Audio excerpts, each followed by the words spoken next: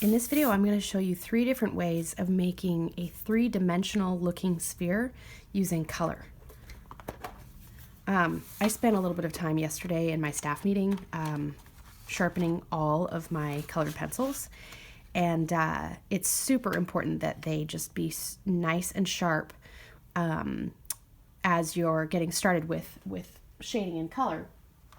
And, keep a sharpener nearby so you can keep them sharp as they start to get a little bit dull.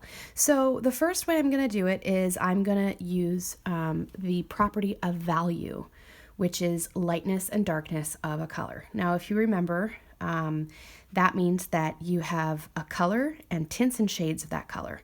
So, blue, and then a tint of blue would be light blue, and then a shade of blue would be dark blue.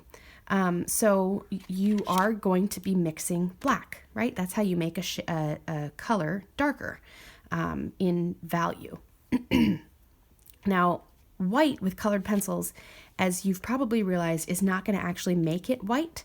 So I can actually kind of cheat a little bit here, and I'm going to use the cerulean, light cerulean blue, which is actually just a tint of my ultramarine. Actually, it might be it's close enough. So these are the 3 colors that I'm going to use for this first sphere to make it look 3-dimensional. So we know that with a 3-dimensional sphere, you're going to have a light source. So I'm going to make my light source right here, which is going to create a bit of a cast shadow, right? And that's probably all the information I need to add my color to it. I don't want my pencil to be too dark because otherwise it'll show up and kind of ruin the effect. So I'm going to go ahead and start with my ultramarine blue, which is just basically my starting color of my sphere. And you might notice that I'm kind of really outlining a little bit of a circle here where the light is going to be hitting the sphere. And that's just to kind of tell me that I am going to leave some pure white of the paper where the highlight is the brightest. And then I'm going to super gently, as you can see, I'm tilting my pencil down so that I'm getting the edge of the lead, just like as we were doing graphite pencil shading. A lot of the same techniques are going to apply for your color pencil work. But I'm just super lightly laying a nice, even, pale layer of this blue in the entire sphere. And I'm going to go all the way to the edge over here.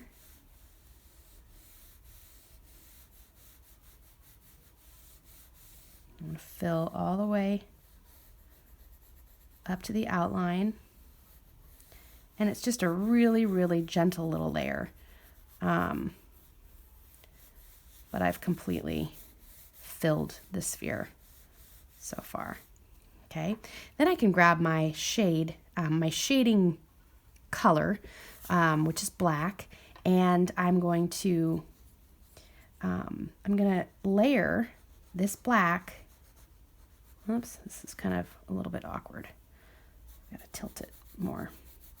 It's getting really streaky, but I'm going to layer in this shade, again, being super gentle. And I'm going to focus this right around the core of the shadow. So you might have noticed this when we were working with graphite pencil. But when you've got a sphere, you've got a few different components of the light as it's hitting the sphere. You've got the highlight, you've got the shadow, you've got the cast shadow, and then the reflected light up in here. So the core of the shadow is the area that's actually the darkest on the sphere. And that's not going to be down farthest away from the highlight. It's actually going to be a little bit more in the middle. The reason for that is that right here, along this edge, there's actually going to be some reflected light. So again, you're seeing this is just a super light layer of black, okay? And then actually I can move on to my tint. And so this is my light blue, and I'm gonna take that light blue and I'm just going to put in a really light layer around the highlight. And you might notice I'm sort of swirling into that highlight a little bit because I made the highlight bigger than I'm actually going to need it. I'm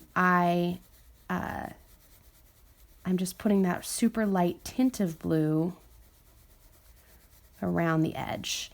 And it's so, like, I'm just being so gentle that you cannot see any hard line between the blue and the white of the page. So again, I'm just continuing this really kind of around just around the highlight. All right, now I can take my true blue again, this ultramarine blue, whoopsie, and I'm gonna do another layer. Same gentle pressure. I might sort of change the direction a little bit. And what this does is it just allows me to kind of fill in all of maybe the little gaps and streaks that I might have created with my first pass. But I like to think of this second layer of the main color as kind of stitching the gradient together.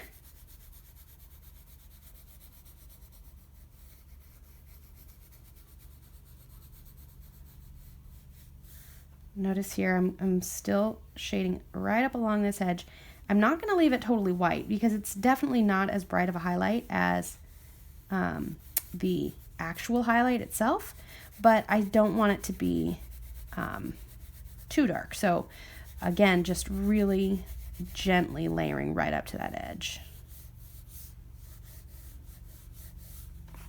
You know what I can also do is this little cast shadow here. Now with the cast shadow, you actually are going to probably have a little bit of variation in the cast shadow. It's going to be the darkest right at that edge of where the sphere is sitting on the surface. So it's going to be really dark right there, and then as the cast shadow moves farther away, it's actually going to lighten up just slightly. Okay, so I have my first layer down here, and then I'm going to go ahead and add in my black right there, right along the edge. Right, your good shading technique.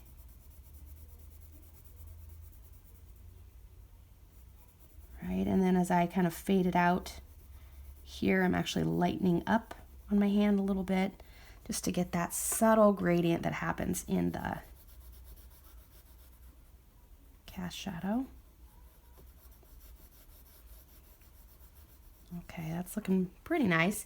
My sphere's still looking really flat, so I need to add more value.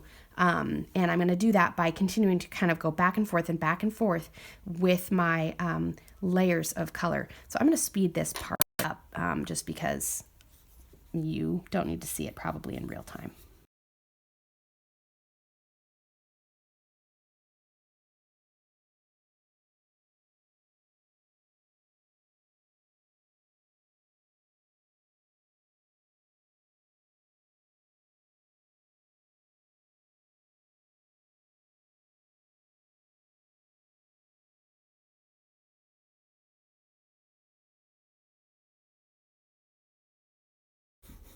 With each layer, I'm actually pressing a little bit more firmly. And if I wanted to, I could actually burnish this whole thing by just really like pressing firmly, using maybe a blending stump, and just get it really like smooth if I wanted to. I like the look of the texture of the paper, so I'm just gonna leave it. I'm not gonna burnish it. But you know, if you start out by pressing way too hard, you are never going to get a nice smooth effect. You've got to really gradually build up the layer of colors, especially when you're trying to mix colors on a surface like this, where I'm trying to get kind of a gradient happening with color. So that really takes a layer, you know, kind of back and forth process in order to get it nice and seamless. Unfortunately, I got a little bit sloppy right there, but all right, I'm even going to darken up this cast shadow a little bit more here.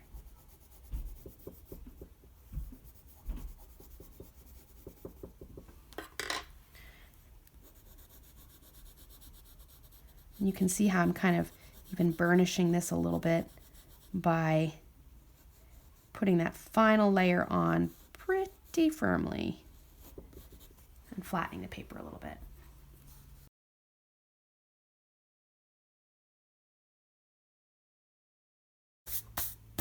So now you can see that is what it looks like to have a sphere done with value.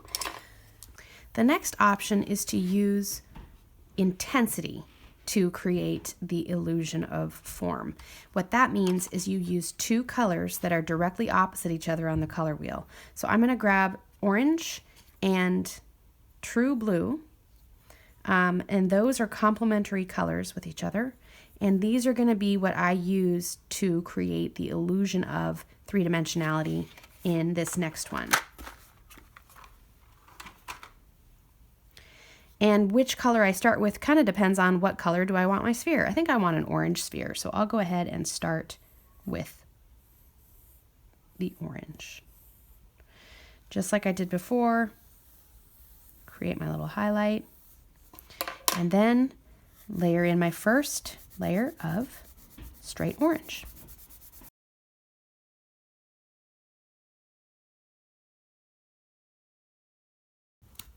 Now I've got my orange ball, and I'm going to go with my complementary color, blue, and this is what I'm going to layer over the area that would be shaded. So the core of the shadow is where I'm going to really kind of focus this, although I will stretch it a little bit beyond that core. This might look funky at first, but if I do this nicely and evenly and gradually, it's actually just going to look like dark orange or like more muted orange. Complementary colors, when you mix them together, they neutralize each other. So if I wanted to get a more dull orange, I would combine it with its opposite color. It's kind of like using black and white together to get gray, right? Black and white are totally opposite from each other. So if you use them together, they're going to get a mid-tone. And when you use the opposite colors together on the color wheel, then you're going to get a mid-tone of that color.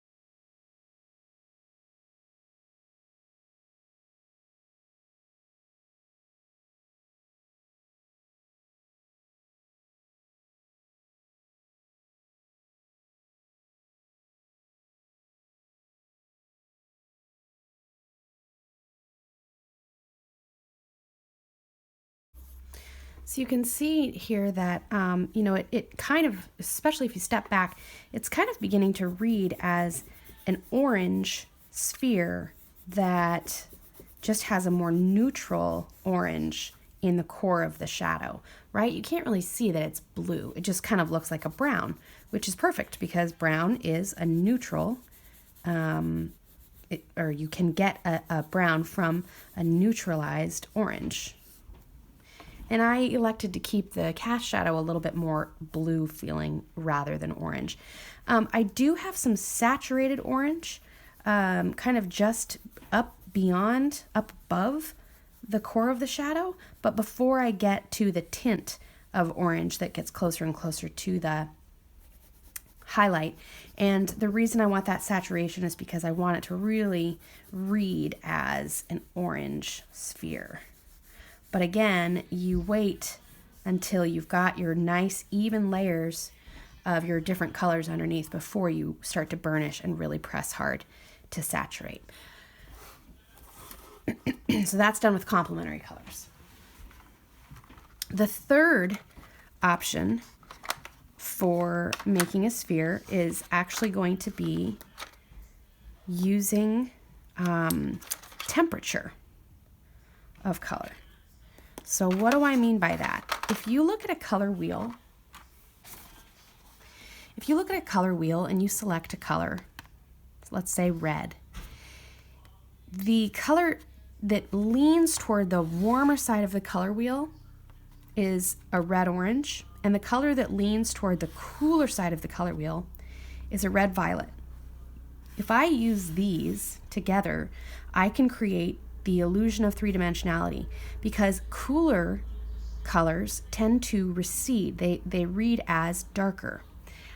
Warmer colors tend to kind of pop out. They read as lighter. So this is what we're going to use for this third and final one. I'm going to make a red sphere. So I'll go ahead and I'll just outline this gently with my red.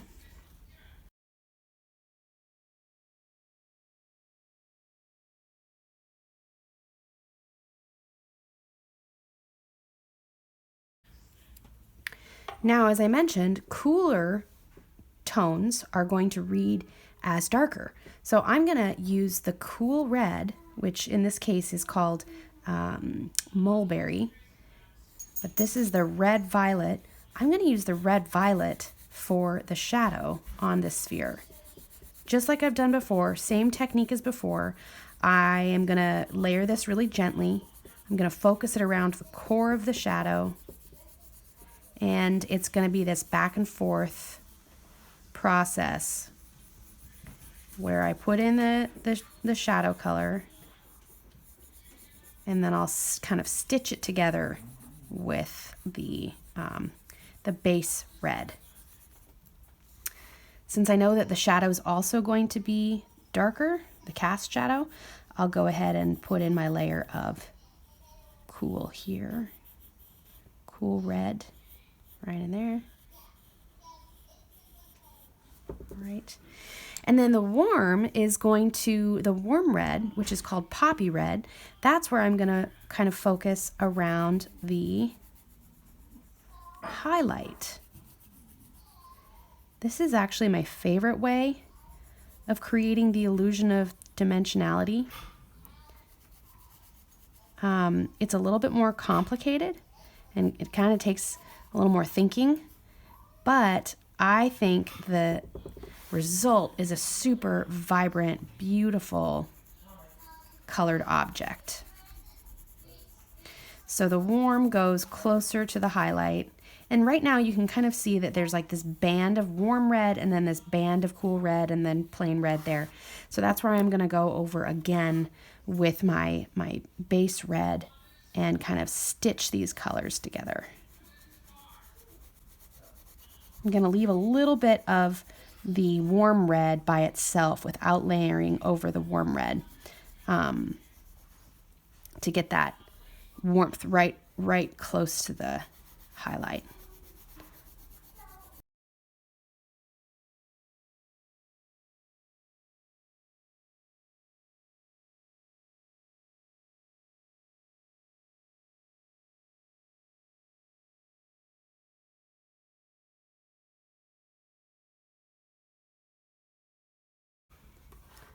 Okay, there we go. So again, we made this one using the property of value, which is color plus white and black. We made this one with intensity, which is the color plus the opposite. And then we made this one only using temperature, which is the color, the base color, plus the warm and the cool colors on either side of it on the color wheel. Which one do you like best?